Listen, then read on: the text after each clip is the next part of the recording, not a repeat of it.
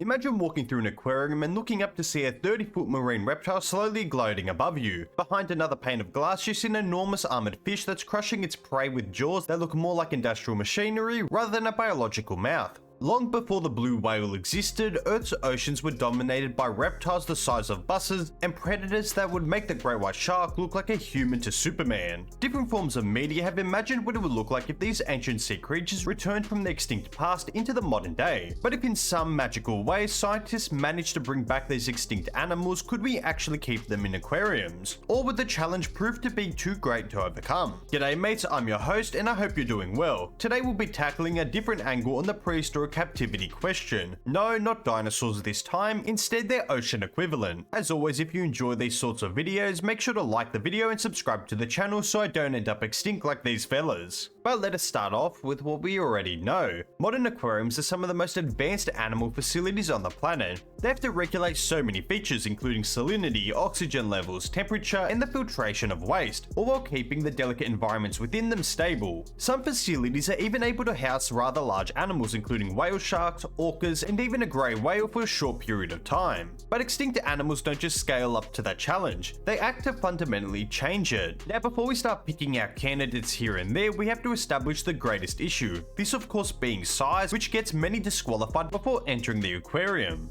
This of course includes Ichthyotitan, Megalodon, Leviathan, and Pericetus. Each of these animals are undoubtedly the most obvious examples of extinct marine animals that are just too unrealistic to keep. Now think about it, it would be rather difficult to go from holding a 15-ton whale shark to a 70-ton Megalodon. The chance of long-term success drops entirely, so unfortunately for the fans of these big fellas like the Meg, you will not be seeing them in an episode of Tanked. But keep your eyes peeled as the next video will have the Megalodon in a speculative survival video. With that being said, what is a realistic size range that we can assume that aquariums would be able to successfully handle? As previously said, the whale sharks acts as a pretty good standard. It is often seen within the most advanced aquariums, and even then there are no walk in the park to keep healthy. I think that a realistic maximum threshold that you are looking at clocking at 15 tons or less. However, even with this estimate, most groups of animals have smaller relatives that could act as a more manageable species. And on second thought, to be honest, I think I'm being rather generous considering that whale sharks are filter feeders. For animals that need larger food sources, then I think you're looking at animals around 5 tons in weight, considering that's what orcas are reaching in captivity. With that issue checked off our list, we now move on to the next one, which is of course the uncertainty of bringing back prehistoric animals and the exact conditions that they would need to flourish. As I established in my previous dinosaur zoo video, every modern species in captivity benefits from having a long history of being researched. Now marine biologists already know how current animals behave in the wild, what stresses them out, how they feed, how far they travel, and what conditions that they can tolerate. But even with all that knowledge, we are unable to keep every marine animal in captivity. I mean, have you seen the amount of times we've attempted to keep a great white shark in an aquarium? There have been many times we've done so, and yet we have never kept one long term.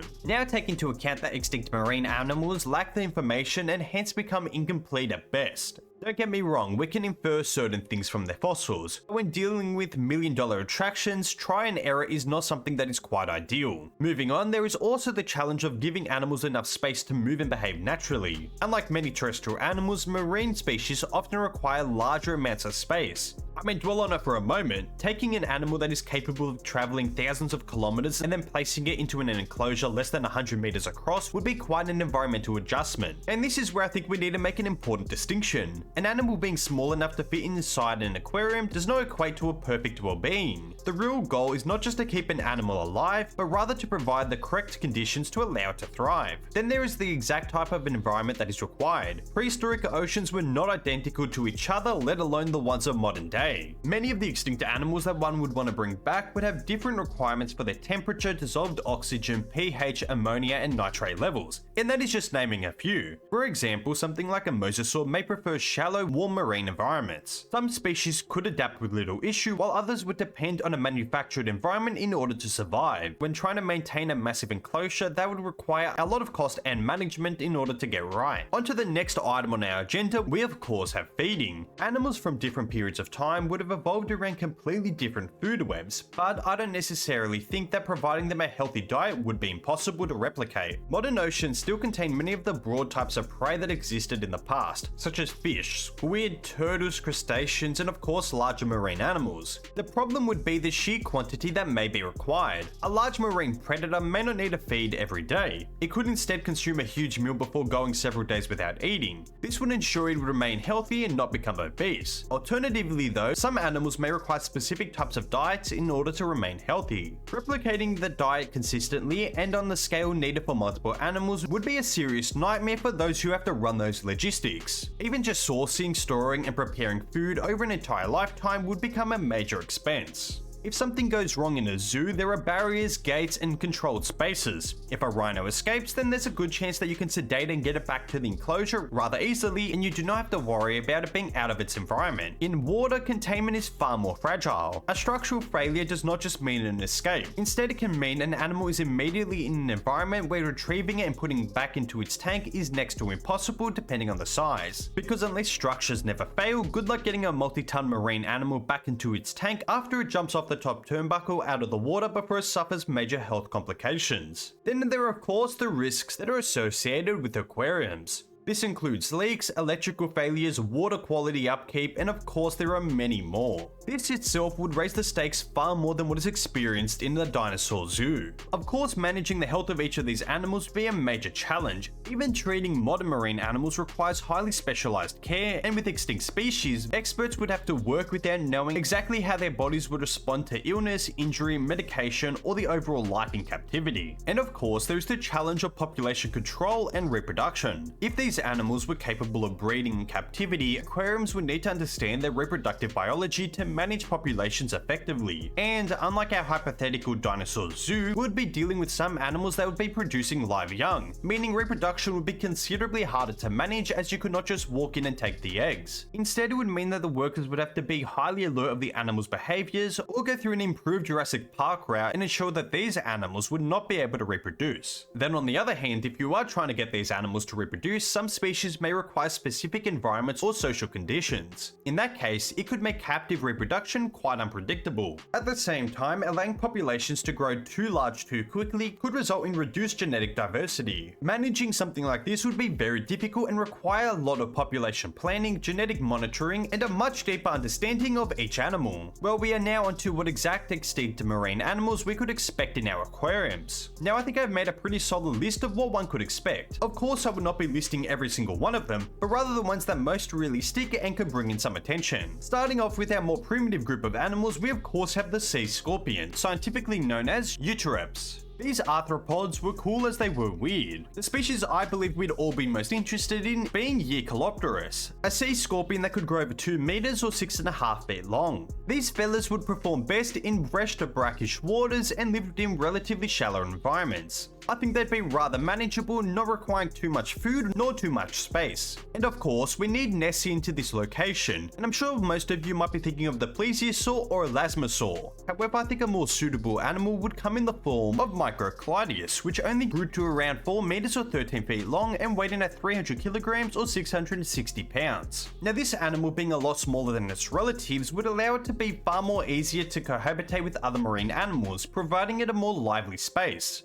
One that I believe is definitely a bit debatable, but I just had to add it, is Dunkleosteus, as although it might not be the largest fish in the sea, it was still rather stocky, growing to around 3.4 meters or 11 feet in length, and yet weighing in at over a ton. These armored fish would have been able to live in both shallow and deep waters and possessed a broad diet, but likely preferred armored prey like ammonites. This would make them a nice pick and a hotspot for any visitor passing by. As far as the ichthyosaurs are concerned, of course Ichthyotitan is out of the picture. However, don't you worry, as we have Ichthyosaurus as a pickup for the family draft. This animal grew to around 3 meters or 10 feet in length, and although they would still need a rather large area to comfortably traverse within, I think it would be very much well worth the investment. And if you're going to bring back extinct animals for an aquarium, you would of course need some type of mosa. And well, unfortunately, the good old-fashioned Mosasaurus hoffnami would not be able to conform too well to an aquarium. It would be simply too large to comfortably cohabitate with other animals, so instead I have to pick a more manageable counterpart. This comes in the form of Claudastes, a small mosa that could measure between 2 to 6 meters or 6.6 to 20 feet in length. Now, although it could reach those larger sizes, I believe that aquariums would take that any day over a 40-foot Mosasaur. Now, outside of the Justice League and Avengers of the Prehistoric Ocean world, there are still a few other animals I think would be rather interesting to add. The first of which is the largest turtle to ever swim our oceans, this being Archelon, a 4.6 meter or 15-foot 2-ton giant that would make every onlooker take a double check to make sure that they were actually seeing a turtle this large. Plesiosaurs are also rather underrated marine animals, often being overshadowed by the Mosasaurs. A good fit for an aquarium would be PaleoHistoric, a 3.5 meter or 11-foot 1-ton predator that would be able to attract quite the crowd.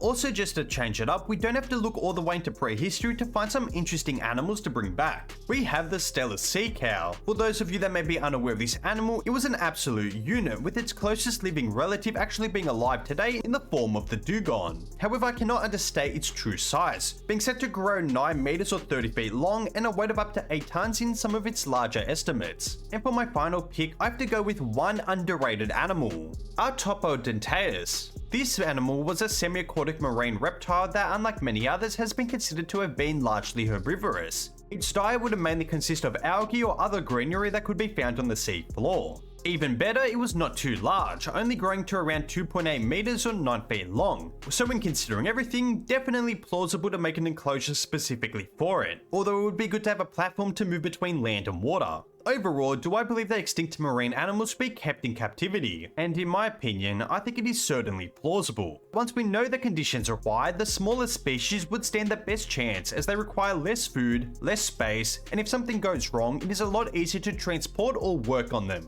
And as for the largest, well, unfortunately, we can just forget about it. Unless you just so happen to have billions of dollars saved up, then yeah, that's not happening. But with that, we've reached the end of the video, and I hope you all enjoyed. As always, don't forget to like the video and subscribe to the channel, and keep your eyes peeled for the Megalodon speculative survival video. I'll catch you all in the next video. See ya, mates.